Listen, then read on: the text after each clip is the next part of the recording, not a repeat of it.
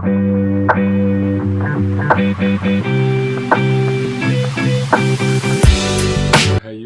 Rahayu, Rahayu, para pemirsa channel Juru Gede Panji dimanapun Anda berada. Hari ini saya akan membicarakan sedikit ada nuansa kebangsaan, ada nuansa kedaerahan. Yang pertama ingin saya soroti tentang ini lembaga ini cukup baru ya, dan baru diresmikan semenjak kepemimpinan Presiden Prabowo Subianto. Badan Penyelenggara Jaminan Produk Halal yang disingkat dengan BPJPH, diketuai oleh Dr. Haikal Hasan Baras. Beliau akrab dipanggil dengan Babe Haikal. Apa yang menjadi concern saya tentang hal ini? Karena ini menyangkut masalah berbangsa dan bernegara, Kesatuan Republik Indonesia, maka saya ingin membahas ini. Nuansa yang akan saya sampaikan adalah nuansa keterikatan kita dalam bingkai NKRI sebagai bagian integral dari bangsa Indonesia, Republik Indonesia, yang berdasarkan pada Undang-Undang Dasar 1945, berasaskan kepada Pancasila, dan tentunya adalah berbineka tunggal ika. Itu hal yang paling penting. Lalu kenapa? Saya ingin bernada protes sedikit dalam hal ini. Seorang Haikal Hasan Baras atau Babe Haikal mengatakan bahwa mulai tahun 2026 nanti, artinya 2 bulan berikutnya ini ke depan, seluruh produk itu wajib bersertifikat halal. Halo Bapak Ketua BPJPH, tolong perbaiki wawasan kebangsaan Anda. Anda ingin menerapkan sertifikasi halal kepada setiap produk yang ada di negeri ini, dan Anda akan mencabut izin terhadap produk tersebut kalau tidak memakai sertifikasi halal. Saya sedikit protes karena saya bangsa Indonesia yang tidak mengenal istilah haram dan halal. Saya orang Bali, warga Bali, beragama bukan Muslim. Saya beragama Hindu. Dalam agama Hindu kami tidak mengenal istilah itu.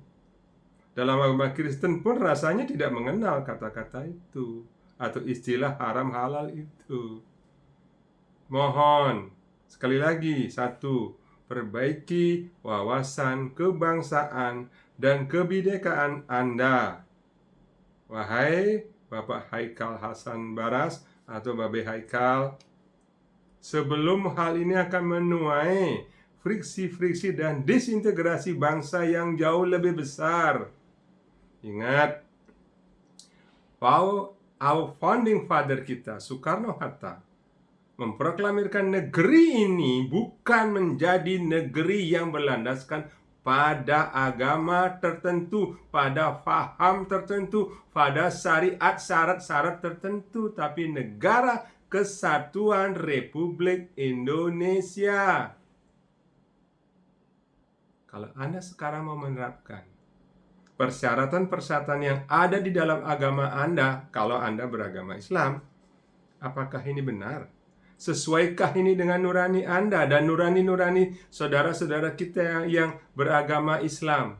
Saya yakin masih banyak yang punya nurani-nurani nasionalisme kebangsaan, dan saya yakin lebih banyak jumlahnya daripada orang yang fundamentalis seperti Anda. Saya baca di beberapa. Mari kita bahas, apa sih itu haram? Apakah itu halal? Saya cek di dalam internet ya. Halal itu berarti diperbolehkan dan sesuai dengan ajaran Islam. Dengar ya, sekali lagi, halal itu diperbolehkan dan sesuai dengan ajaran Islam. Islam loh, tidak menyebut agama lain Hindu, Buddha, Kristen, Katolik, tidak ada. Islam. Haram berarti dilarang atau tidak diperbolehkan, dan pelaku akan mendapatkan dosa sesuai ajaran Islam. Sekali lagi. Lalu kemudian sumber-sumber hukumnya jelas di sini tentang halal dan haram didasarkan pada Al-Quran, sunnah, dan ijtihad para ulama. Artinya apa? Itu syarat dan ketentuan syarat dan ketentuan untuk menjadi orang yang beragama Islam. Kami tidak beragama Islam, mohon maaf, tanpa mengurangi rasa hormat saya kepada saudara-saudara saya yang beragama Islam. Kami ingin hidup berbangsa, guyup di negeri ini dengan meyakini setiap keyakinan kami, kepercayaan kami tidak tergantung dan tidak dibatasi oleh syarat-syarat agama lain. Orang beragama, bangsa beragama, warga negara Kesatuan Republik Indonesia yang beragama ini dijamin oleh perundang-undangan. Dalam pasal 29 UUD 45 disebutkan juga. Di sana tidak ada menyebut bahwa salah seorang atau warga negara Kesatuan Republik Indonesia wajib beragama, tidak. Tetapi harus berasaskan kepada Pancasila dan percaya kepada Tuhan Yang Maha Esa. Titik. Lantas kalau produk-produk tersebut nanti diproduksi di Bali, saya akan beri contoh bagaimana dengan babi guling. Apakah harus bersertifikat halal? Halo? Daging kodok misalnya, suike. Bagaimana Babe Haikal? Halo, tolonglah. Jangan menjadi bibit pemecah belah persatuan bangsa ini. Oke.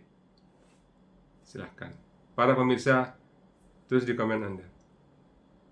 Nah, yang kedua adalah, itu bagian pertama dari pembahasan kali ini, saya muncul jarang.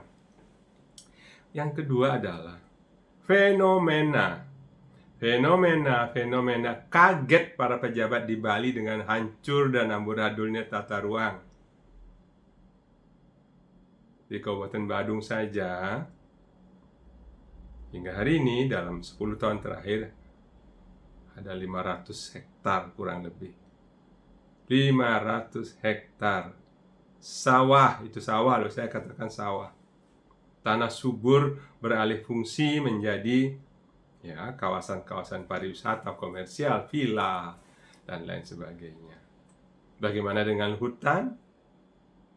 Bagaimana hutan di Bedugul, hutan di Pancasari, hutan di sepanjang area pergunungan dari Gunung Merbuk sampai Gunung Lempuyang. Menurut catatan Walhi tahun yang lalu, dalam 10 tahun terakhir, 2.000 hektar lahan hijau yang seharusnya kita lindungi lah kalau kita ingin bertrihita karana. Beberapa pejabat kaget. Berita terakhir mantan Bupati Badung yang saya hormati, yang sekarang adalah Wakil Gubernur Bali, kelihatannya beliau menyatakan bahwa Omnibus Law dengan kegiatan atau dengan praktek melalui OSS, Online Single Submission, tentang izin berusahanya, itu yang disalahkan oleh beliau. Saya mau bertanya pada diri Anda, wahai Bapak Giri Praste, benar begitu Pak? Saya yakin beberapa teman-teman para pegiat media sosial akan menelusuri, pasti saya yakin, wahai para teman-teman para pegiat media sosial yang sangat mencintai Bali. Apa benar Omnibus Law melalui OSS-nya menyebabkan longsornya dan alih fungsinya ratusan hektar lahan-lahan basah dan subur di Bali menjadi kawasan wisata? Cobalah introspeksi diri.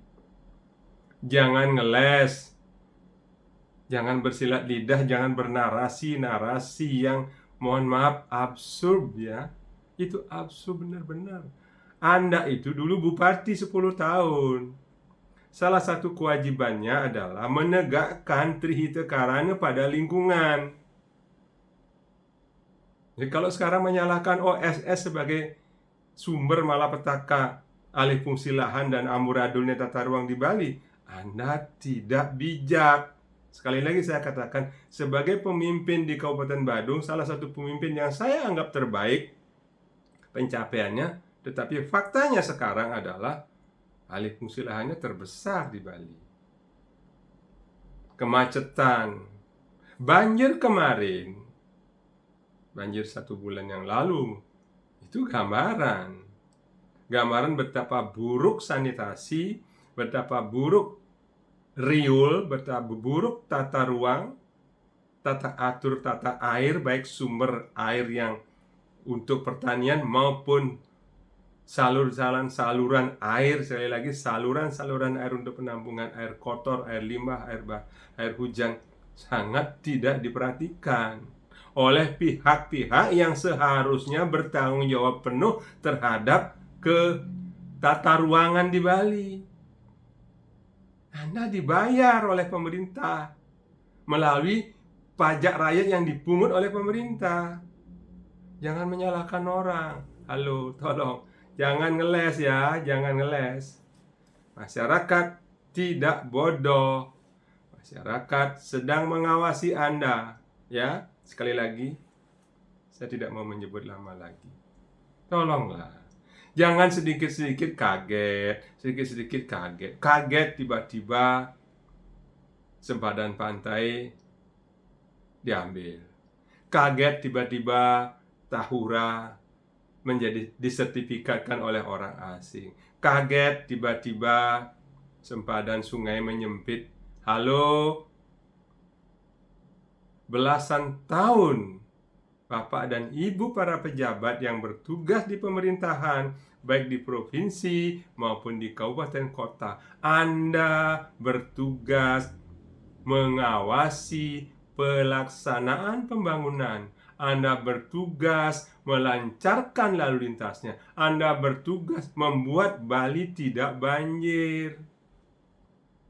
Anda membuat lalu lintas Bali tidak macet. Anda bertugas membuat sampah-sampah di Bali tertanggulangi, bukan membuat aturan melarang orang. Silakan tanganin sampahnya. Mau nggak sampah saya buang di tempat Anda? Bukan pertanyaan-pertanyaan itu yang ingin kita dengar dari Anda, wahai para pemegang kebijakan. Anda akan disebut tolol karena Anda apa? Anda dibayar mahal oleh rakyat melalui pajak yang dipaksa oleh negara. Terus terang, pajak itu memaksa, jangan salah. Pajak itu bersifat memaksa demi apa? Untuk pembangunan, membiayai pembangunan, termasuk membayar gaji-gaji saudara. Bupati, gubernur, wakil bupati, wakil gubernur, anggota DPR, wali kota, wakil kota, segala macamnya yang berkedudukan dan berstatus sebagai ASN atau PNS. Anda dibayar dari pajak yang kami bayarkan, yang kami setor tiap tahun kepada negara. Jangan ngeles, sekali lagi, tolong jangan ngeles. Anda memalukan. Mengatakan bahwa aturan lain menjadi penyebabnya. No, Anda pemimpin. Oleh sebab itu, Anda dipilih oleh rakyat dan dipercaya selama 5 tahun untuk memimpin mereka. Menjadikan mereka lebih makmur, alam Bali lebih bertrihita karana, alam Bali lebih hijau, jalan tidak macet, ketika hujan tidak banjir. Ya, kalau sekarang banjir, berarti Anda yang tidak peduli. Introspeksi dirilah. Bila perlu, kalau Anda memang tidak mampu, mundur saja. Masih banyak yang lebih mampu, saya yakin. Dan masih banyak yang bisa bekerja lebih baik. Mohon maaf sekali lagi, saya tidak ingin menambahin hal-hal ini. Fenomena kaget, fenomena tentang akan diterapkannya halal, haram, dan sertifikat halal di Bali ini merupakan sebuah bencana bagi dunia usaha di kemudian hari. Lalu kemudian angin segar, harapan segar kita sebagai bangsa Indonesia beberapa bulan kemarin, mungkin 21 bulan kemarin, mulai sedikit cerah dengan diangkatnya Menteri Purbaya Yudi, mohon maaf, Bapak Purbaya, ya, Purbaya Yudi Sadewa. Wow, nama beliau luar biasa kalau secara etimologis Hindu. Beliau menunjukkan hal-hal yang bertentangan dengan pada umumnya perilaku para pejabat kita. Beliau mengatakan bahwa ternyata keuangan negeri ini, keuangan pemerintah ini kaya raya. Ada sekitar 800 triliun tersimpan dalam anggaran dan tidak dibagikan, sehingga menyebabkan sedikit chaos di akhir bulan Agustus kemarin. Ada demo, kantor polisi dilemparin, pagar gedung DPR mau dibakar, segala macam. Beberapa rumah anggota DPR yang menjadi artis atau artis yang menjadi anggota DPR ada yang dijarah dan lain sebagainya. Itu adalah puncak kekesalan warga. Dan ketika Menteri Keuangan yang lama diganti oleh Pak Purbaya Yudi Sadewa, beliau mengatakan bahwa beliau akan mengeluarkan statement yang pertama, 200 triliun akan digelontorkan melalui perbankan Simbara. Nah, hasilnya banyak yang menyangka pada waktu itu, termasuk saya pikir bahwa pasar akan bereaksi negatif. Tentu cuma 1 hari, dan kemudian sekarang sudah stabil kembali. Astung kare, ya, puji Tuhan, ini menggembirakan. Dan hari ini tanggal berapa sekarang? Tanggal 15. Beliau membuka hotline pengaduan tentang pajak bagi masyarakat kita di Indonesia ini yang dipersulit oleh pajak, baik oknumnya, sistemnya, dan lain sebagainya. Dia melapor, siap untuk menerima laporannya. Luar biasa. Bravo untuk Pak Purbaya, Menteri Keuangan Republik Indonesia yang baru ini. Saya berharap Bapak Prabowo, kalau boleh, mohon maaf dengan segala hormat, dengan kerendahan hati, saya ingin menyampaikan, tolong angkat kembali orang-orang yang punya integritas seperti beliau, Pak. Mohon maaf. Karena banyak yang sekarang menjadi pembantu Bapak itu bukanlah orang-orang yang punya integritas. Hanya numpang beken saja beberapa. Saya tidak mau sebut namanya. Tapi saya menyarankan, angkat kembali. Misalnya salah 3 lah kalau saya sebut. Selain Pak Purbaya, top. Pak Purbaya Yudi Sadewa, top. Itu baru menteri, Pak. Beliau saya lihat berpihak. Walau banyak dikritik oleh fraksi-fraksi itu, saya tidak mengerti juga. Ketua DPR mengkritik, katanya dibilang semua, bukan, anak, it's good, go ahead, brother. Go ahead, brother Purbaya. Jangan takut. Biarkan hanya menggonggong. Pak Purbaya tetap berjalan. Jangan takut. Sidak bea cukai, sidak bank himbara, sidak Ditjen Pajak, bila perlu sidak yang lain-lainnya juga yang ada hubungannya dengan pemakaian keuangan negara. Sidak, Pak, sidak dan sidak. Andaikan saya masih muda, saya siap. Saya punya sedikit pengetahuan tentang audit, tapi saya sudah tua. Saya volunteer, saya ingin bergabung dengan Bapak kalau saya masih muda. Saya benci sekali dengan orang yang suka makan uang negara, terus terang. Ya, kita kembali ke masalah di Bali. Ayo ya, ada berita baru lagi. Kajati Bali diganti oleh seorang ibu-ibu. Selamat datang di Bali, Bu Kajati. Tolong saya minta tolong dengan hormat. Bila perlu audit kembali dana-dana bansos, dana-dana BKK, dana-dana anggaran desa pariwisata, tolong periksa, Bu. Itu ratusan miliar. Itu ratusan miliar, Bu. Sementara dana untuk LHK, lingkungan hidup dan kebersihan, hanya puluhan miliar. Sementara dana yang tadi saya sebutkan itu ratusan miliar. Tolong audit, Bu. Semua penerima dan proyek yang ada. Sekali lagi, Ibu Kajati, saya lupa namanya. Ibu Kajati yang baru, selamat datang di Bali. Selamat datang di daerah yang selama ini penangkapan koruptornya sangat minim. Bukan berarti tidak ada korupsi, saya yakin itu. Karena terus terang, mereka saling tutupi, mereka saling cover. Tolong audit, Bu. BKK, Bansos, hibah. Saya mendukung Ibu Kajati yang baru. Sekali lagi selamat datang.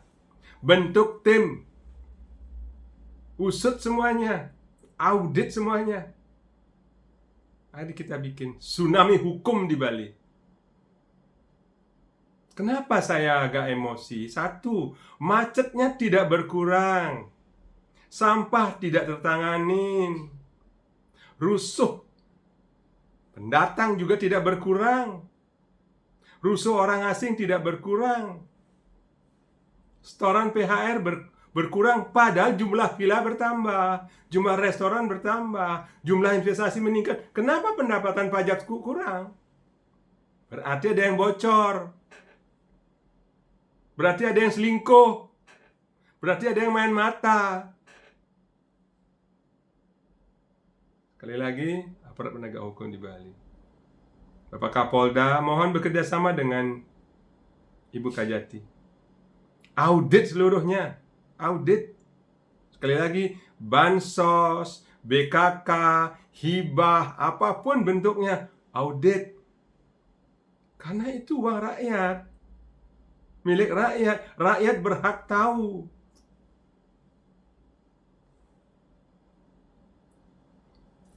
Proporsi tentang pembuatan anggaran. Apa tidak aneh? Apa tidak aneh kalau anggaran untuk pelindungan alam, hutanan, dan kebersihan hanya puluhan miliar, sementara anggaran-anggaran desa yang disebut dengan perkuatan. Apa itu kata perkuatan itu? Itu kan istilah narasi-narasi yang dibuat tanpa ada fakta yang dihasilkannya. Desa adat yang kuat yang bagaimana? Apakah desa adat yang kuat adalah desa yang mesoksak seperti yang ada di berita itu? Setiap saat mesoksak. Apakah desa adat yang kuat adalah desa yang beberapa warganya, mohon maaf, saling bunuh itu? Ya, lalu di mana gunanya perkuatan anggaran ratusan triliun? Saya dengar-dengar hampir mendekati 1,5 triliun anggaran perkuatan desa adat dan budaya ini. Faktanya, hasilnya, outcome-nya apa? Postur anggaran ini tolong buka lah, wahai Pak, Bapak-bapak pemegang anggaran di Bali. Kenapa anggaran untuk sampah sangat kecil, hanya beberapa puluh miliar, sementara hal-hal yang tidak jelas peruntukannya untuk apa ratusan miliar? Wow. Terima kasih para pemirsa. Semoga apa yang saya sampaikan ini bisa menginspirasi Anda. Sekali lagi, video ini saya tujukan kepada mereka yang mencintai Bali, mereka yang mencintai bangsa Indonesia, mereka yang mencintai kebinekaan, mereka yang mencintai Undang-Undang Dasar 45, dan mereka yang mencintai Pancasila, bukan yang lain. Rahayu, rahayu, rahayu.